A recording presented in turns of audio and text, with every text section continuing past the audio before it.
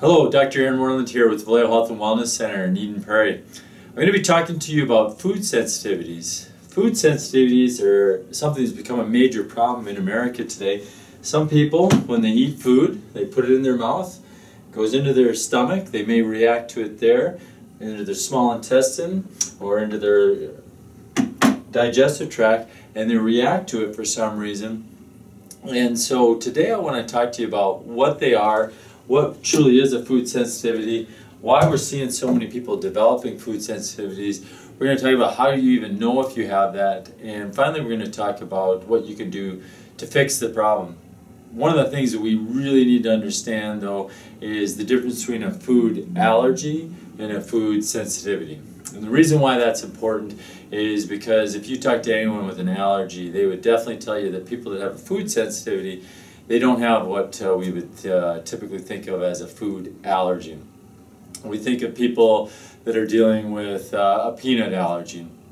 At our church, I remember a boy, he actually had to have a dog with him all the time because that dog could sniff to see if there was any peanut scent, anything around that had been contaminated with peanut or peanut oil, and the reason why is he was so allergic to that he could literally die within minutes, maybe even seconds, if he came in contact with that substance. And so that's what we consider a food allergy.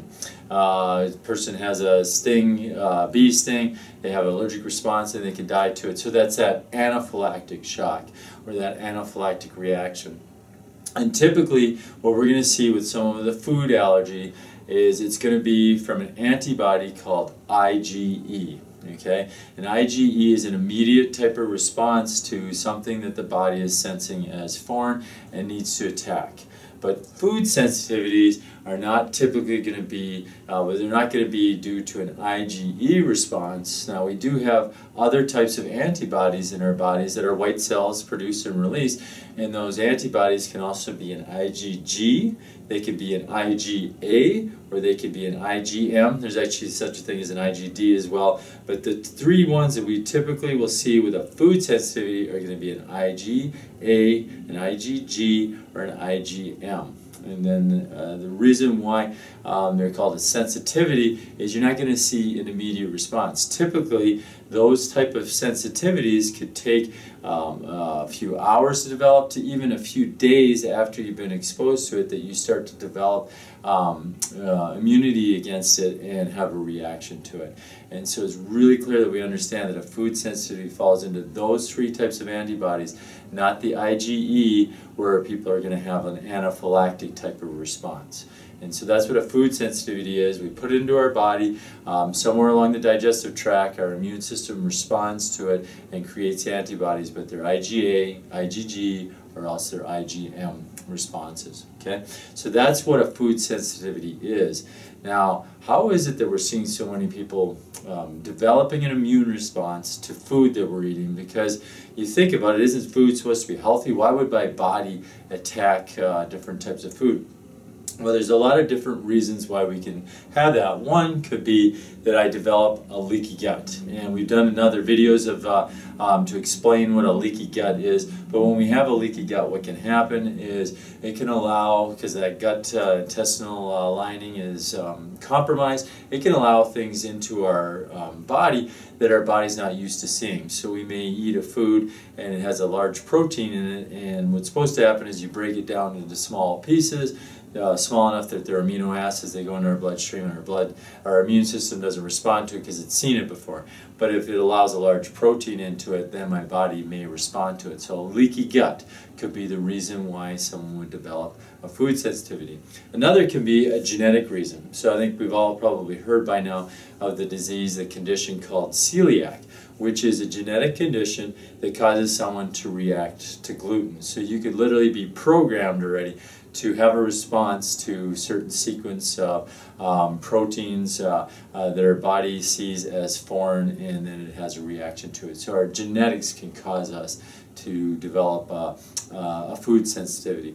Another one can be just having an overactive immune system. So there's a lot of different reasons why someone could have an overactive immune system. Maybe we're in the period we're fighting off a virus, or maybe we're actually been chronically fighting off a virus like, say, such a thing as like herpes simplex virus or Epstein-Barr virus, so we're reacting to those, and so our immune system is supercharged. So the problem with that is it may react to other things as well, and see them as foreign even though they're not foreign. And so you can develop food sensitivities during that time. You can also develop autoimmune type of diseases during that time. So that's another reason why we could have food sensitivities. Another could be that the food that we're eating now is being contaminated as we spray them with pesticides and herbicides. Because they have those pesticides and herbicides on them, our body can respond and attack that food because of the herbicide or the pesticide, but because it attacks that food, it also sees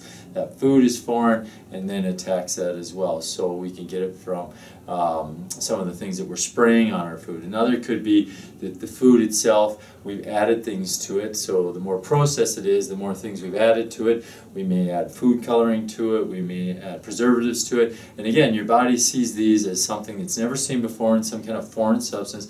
It reacts to it, and then the food that it's with is guilty by association, so now your body is sensitive to that food as well as those additives, those food colorings, and those preservatives and such.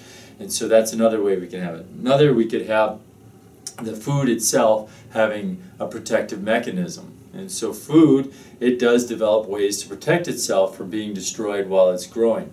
And some of those things that the plant will produce, one of them is called lectins. Probably the most famous one that we all know of is gluten, is actually a lectin. But other foods that can be high in lectins can be beans, can be high in lectins, or the nightshade plants, so tomatoes, potatoes, peppers. They form these lectins inside them because they don't want the animal to eat it. And the earlier it is in that stage of development, could be the higher the amounts of lectins, or sometimes it's the other way around. As that plant matures, it can be higher in lectins. And so sometimes how we cook it can help destroy those lectins, but sometimes you can't even get rid of it by cooking it. And for some people, it's just too much for their immune system, and their immune system sees it as foreign and then attacks it. And so lectins, toxins that the plant could produce, or salicylates that the plant could produce. The plant can also be producing histamines, and our body can respond to those in a negative way and develop food sensitivities. So those are some of the biggest ways that we'll see that people will develop a food sensitivity. But how do you know if you actually have one or not? I think a lot of people would think that, well, if I have something, when I eat something that's my body's going to react to, I'm going to have an immune response to it, then I'm going to know about it. I'm going to feel it in my gut. I'm going to have maybe pain in my gut. I'm going to have some kind of digestive reaction. And what we're seeing is that even less than 30% of all people that are developing food sensitivities are having any kind of digestive type of symptoms.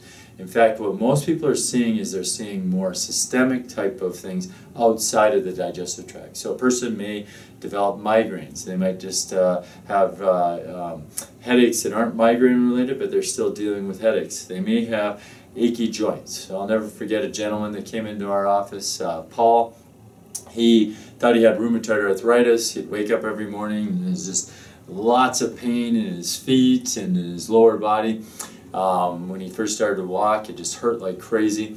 And his brother told him that he had rheumatoid arthritis and that he's just going to have to be on medication for the rest of his life. And he actually ended up doing an elimination diet.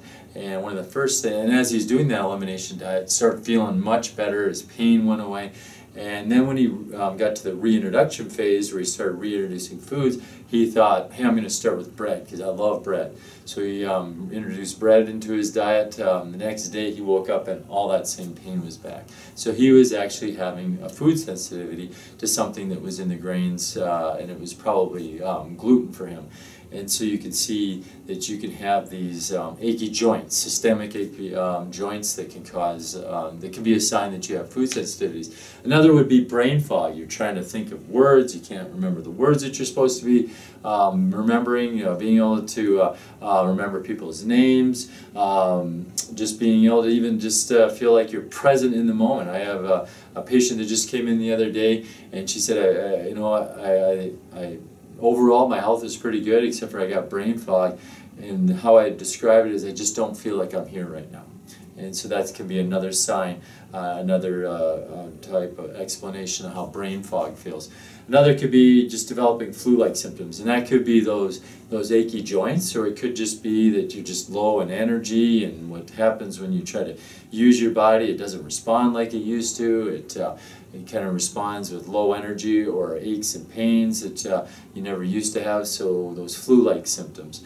Another one, a big one that we'll see in the office a lot, is people developing vertigo. Your inner ear, what it does is it tells your body, it tells your brain, I should say, where your body is in space all the time, and so it helps you to have good balance.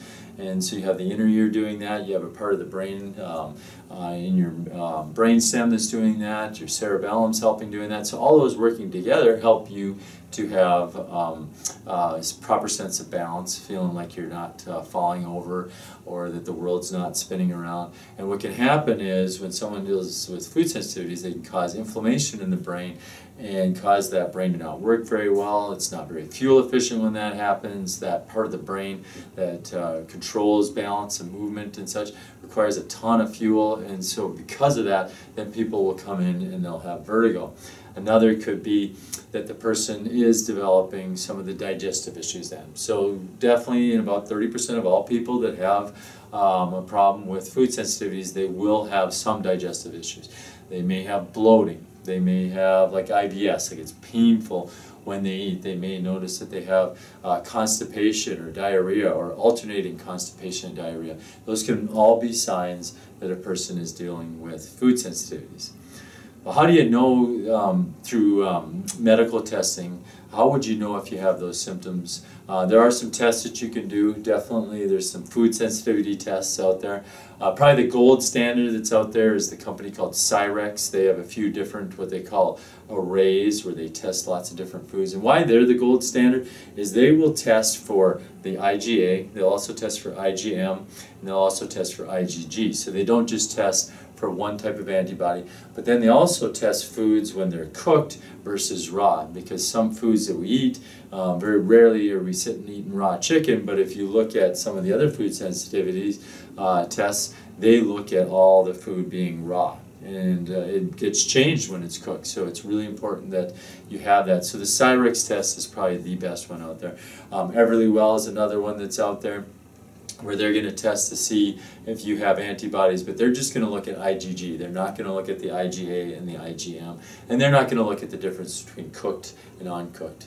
And then there is another form of testing out there. One of the companies that uses that is called the ALCAT, and what they do is they actually expose the white blood cell to food and see how it reacts. There's not a lot of really good science that's been proven to show the validity of the test.